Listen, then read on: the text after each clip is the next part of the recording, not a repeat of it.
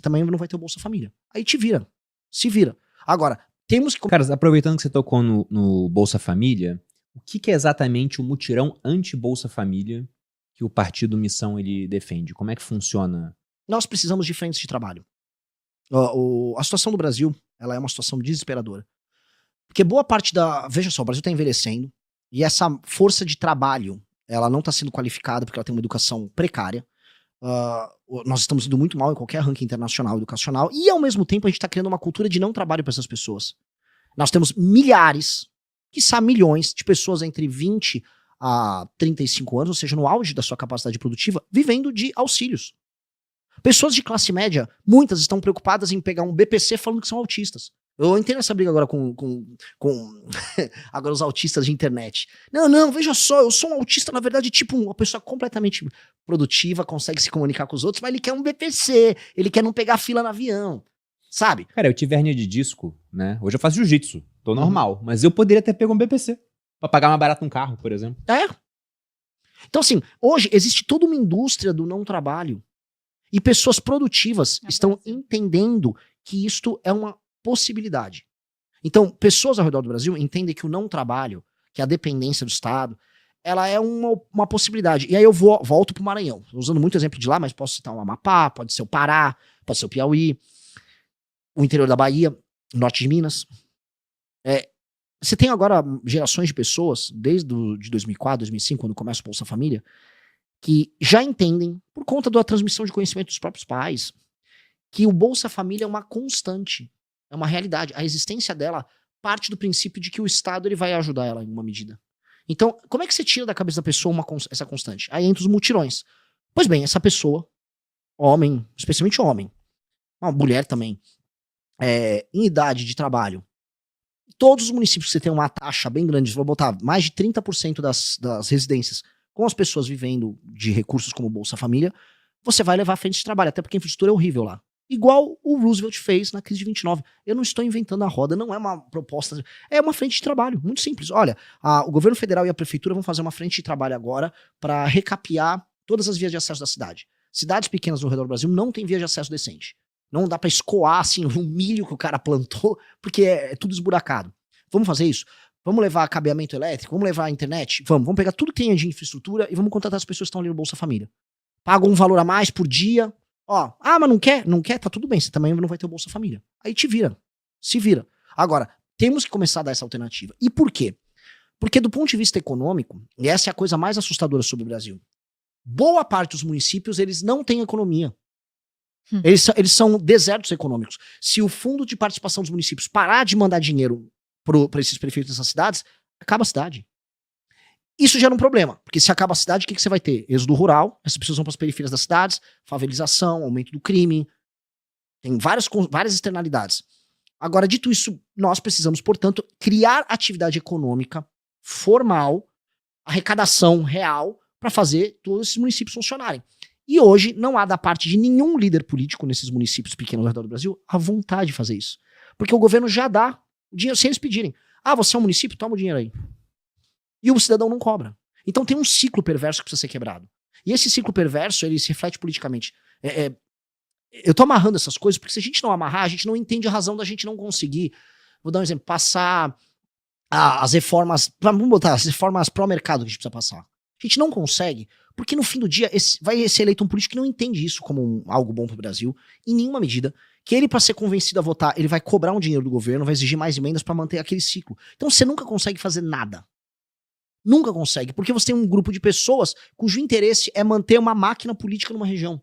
Isso é de longe, assim, isso é tão maior. O Lula é uma Madre Teresa de Calcutá perto desses caras. Porque a esquerda ela é uma constante nas democracias, ela existe, a gente tem que derrotar ela. Esses caras não. Se eu for pra Argentina, não é igual. A intensidade desse negócio que a gente chama de centrão não é igual. Até em outros países da América Latina. Aqui é especialmente grave. Eles são especialmente poderosos. Eles mandam muito. Quem são os políticos que mandam mais no Brasil hoje? Fazer um top 5. Era o Ciro Nogueira, o Rueda. Vamos botar o Lula, presidente da República. Vou botar o Alcolumbre, com certeza. Talvez... e o Kassab. Tirando o Lula, que é de esquerda, o que os outros têm em comum? Todos do centrão. Todos do centrão. Tem alguma posição política desses caras? Nenhuma. Tem algum projeto de Brasil? Nenhum. São todos, basicamente, caras do Centrão que ganham dinheiro com isso. Não é o Bolsonaro, o poder relativo do Bolsonaro é mínimo. O do Flávio é mínimo. Eles sempre foram pequenininhos nesse jogo. E isso explica, inclusive, por que eles governaram e deram o governo pro Centrão. Então, a gente precisa mudar isso. Não tem ninguém bom, não tem ninguém com QI maior de 110 ali no meio. O Ciro Nogueira é um idiota, cara. É um cara que participava das festas do Vorcário e ficava voando com os caras de bet que pagava ele. Sabe, é isso, a gente vai pegar um paisaço como o nosso e vai jogar na mão desses caras. E joga. E ninguém quer discutir o que eu tô falando. Eu acho desesperador. É desesperador, mas a gente vai ter que resolver essa equação. O Ciro Nogueira também ficou muito famoso porque ele foi autor daquela emenda master. Sim. Ele pretendia aumentar o seguro do FGC, que é até 250 mil por CPF por instituição, e 1 milhão no volume global, para você usar ao longo dos anos, para 1 milhão por CPF por instituição. Então o esquema do master, que no final lesou aí o FGC em coisa de 50 bi, poderia ser 4 vezes maior, entendeu? Seria bizarro, né? Isso chegou próximo de acontecer. Né? Felizmente não aconteceu. Mas seria um negócio, assim, dantesco. Né? Para entrar realmente no Guinness, como um recorde mundial, né?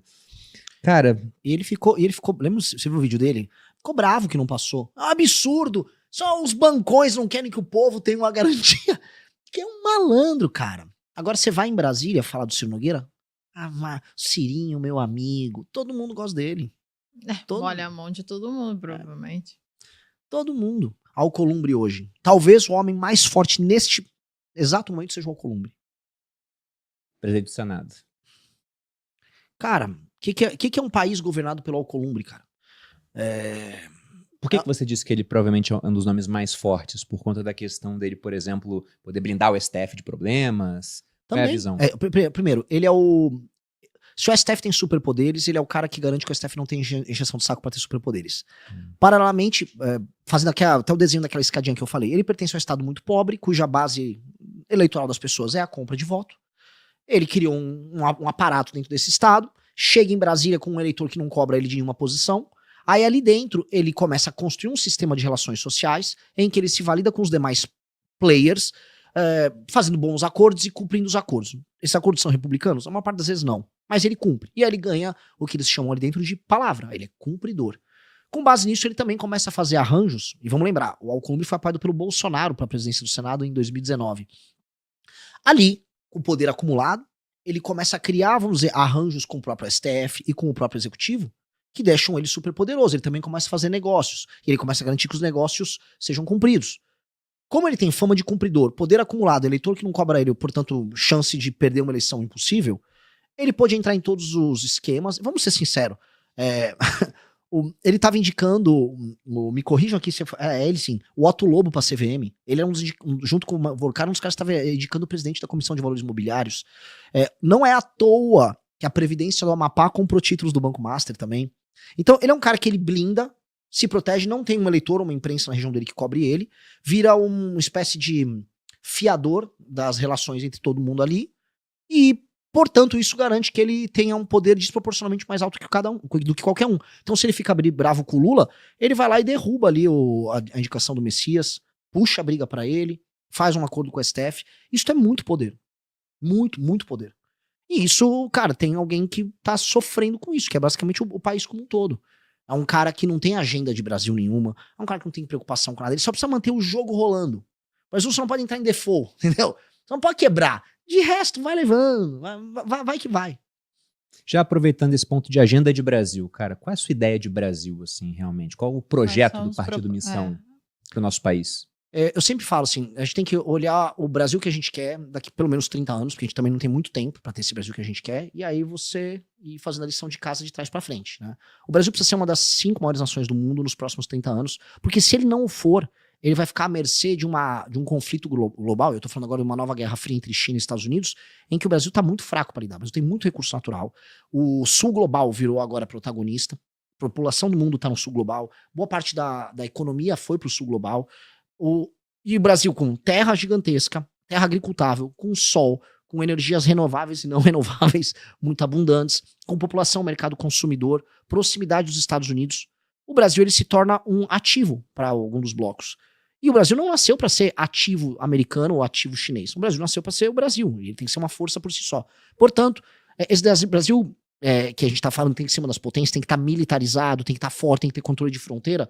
É um Brasil que apenas sobreviverá dessa maneira. Então, estar forte militarmente, destruir o crime organizado para ter controle do próprio território, ter produção de tecnologia de ponta, para que você possa ter não só armamentos, mas ter uma economia robusta, isso é obrigatório. Então, quais são os caminhos que levam a gente a fazer isso? Quais são os caminhos em termos de segurança pública? Quais são as políticas que a gente tem que adotar para que a gente destrua o crime organizado o mais rápido possível? Quais são os caminhos que a gente pode utilizar para colocar as terras raras como um elemento na mesa, para sentar com outros países e falar não só em extrair elas, mas fazer transferência de tecnologia, trazer, vamos dizer, o complexo produtivo para cá. Ah, beleza, dá para negociar com os Estados Unidos, mas nenhuma empresa vai vir para cá se não fizer uma reforma de competitividade, ou se os juros continuar a 14%.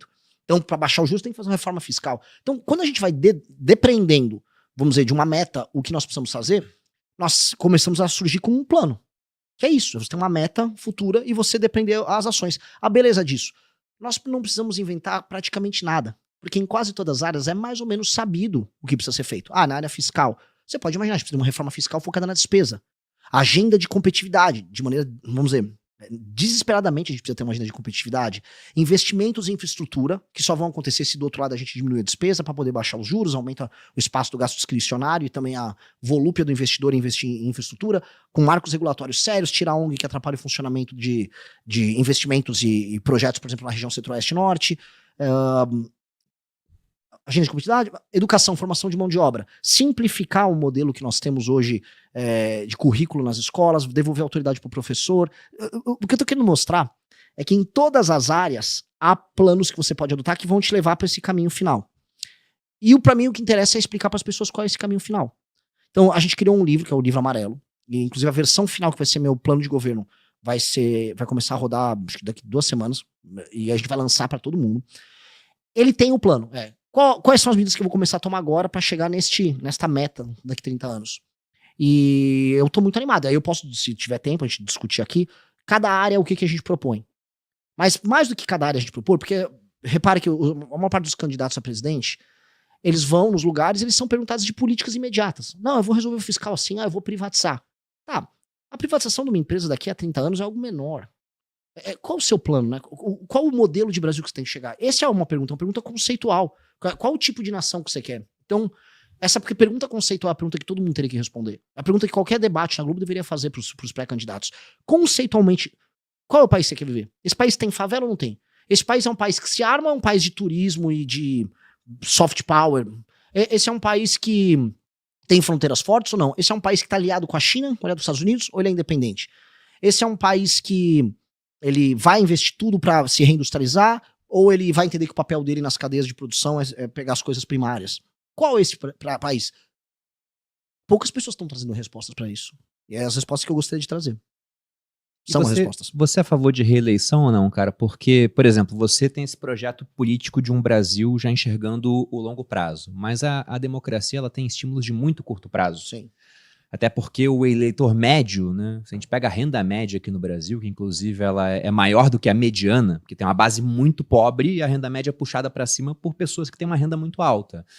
Então é um país que a gente fala, pô, o Brasil é um país rico. Não, se você olha a renda per capita, a gente não é um país rico, a gente está longe dos países ricos, inclusive eles estão abrindo vantagem contra o Brasil. E aí para um político, costuma ser muito mais interessante fazer políticas de curto prazo, gastar bastante agora, se endivida, porque essa dívida, o Lula está se endividando pra caramba agora, a dívida em percentual do PIB chegou a 80% já.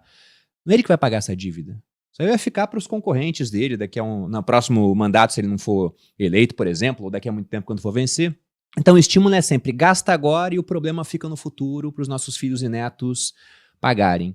E aí essa discussão, pô, a reeleição ela é ruim porque o cara vai lá, ele abre o cofre no último ano de governo para conseguir a reeleição. Coisa que está acontecendo agora, mas não é só uma política do PT. Se você pega o governo Bolsonaro, fez a mesma coisa, e outros governos fizeram a mesma coisa. Até meio que um modus operandi, o brasileiro aceita isso como normal. É pragmatismo, né? Isso é o normal.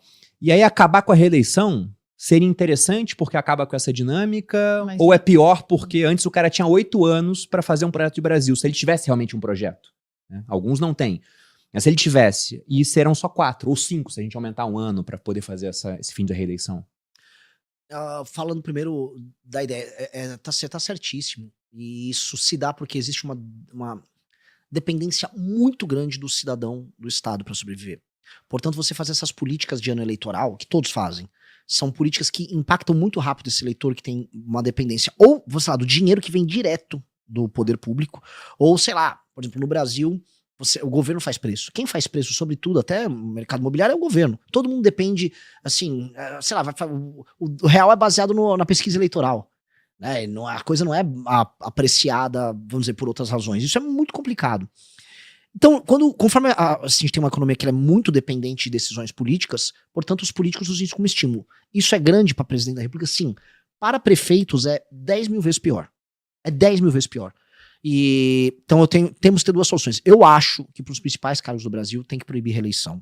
E aí você pode aumentar o mandato para o cara conseguir ter uma continuidade. Isso é infelizmente, enquanto o Brasil continuar sendo um país em que as pessoas dependam demais do Estado para tomar as decisões políticas, isso vai ter que ser feito, especialmente para governadores e presidente da República.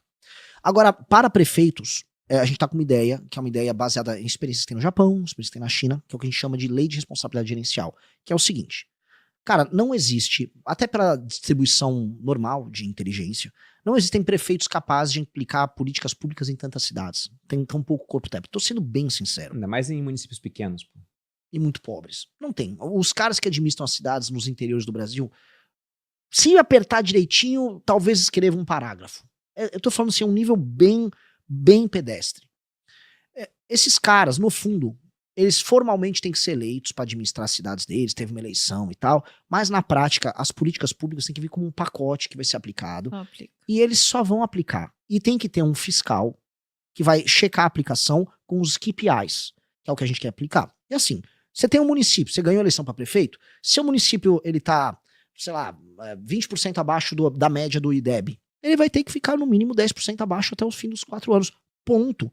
Se ele não ele tem que aumentar a arrecadação desesperadamente, ele tem que aumentar a atividade econômica no município, ele tem que elevar a taxa de cobertura de saneamento básico.